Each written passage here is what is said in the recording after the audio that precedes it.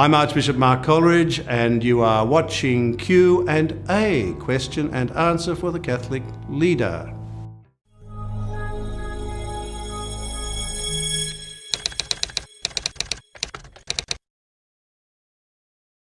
There are many saints that touch the mind and the heart and the imagination of all kinds of people.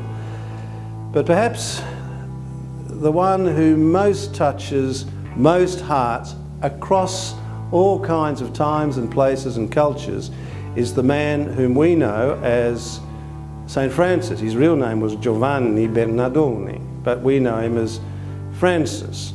And in Italian they call him the Poverello di Dio, the little poor man of God.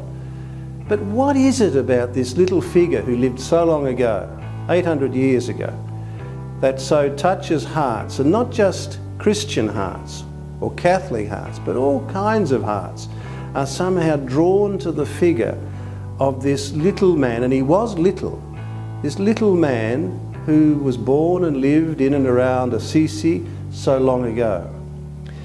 The reason I think is that there's something about the figure of Francis, it's haunting and it's endlessly attractive. There's something about him that touches what we're all called to be and what we really want to be deep down. In other words, it's the profound humanity of Francis of Assisi that really touches the human heart, I think, in any time, place or culture. He is a great saint, one of the greatest religious genius the West has ever known. But it's his humanity above all. He goes to such depth at that point that he touches all of us. In some sense, we recognise in Francis the true self that we really want to be. In other words, simplicity, a quality of a hard-won simplicity in the midst of all our complicated life.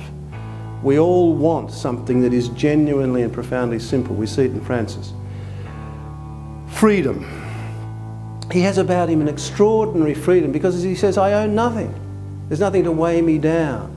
And again, in the midst of all that ties us down and holds us in and imprisons us, we all want to be free. And we see the possibility of that in Francis, and it's very, very attractive. And then joyful.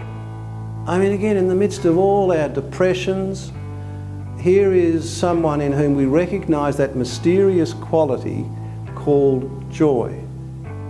And we see that it's possible to live that, just as it's possible to live a simple life and a free life. But a life that in the end lacks nothing. Francis might have nothing, but he, in a sense, has everything. And he himself says that in having nothing, I have everything. In being absolutely poor, I am absolutely rich with all the gifts that God gives.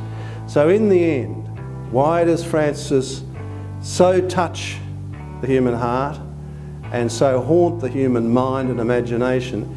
It's because we recognise something of ourselves in him, our true selves in him.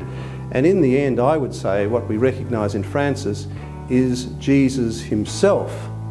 And Jesus is more myself than I am.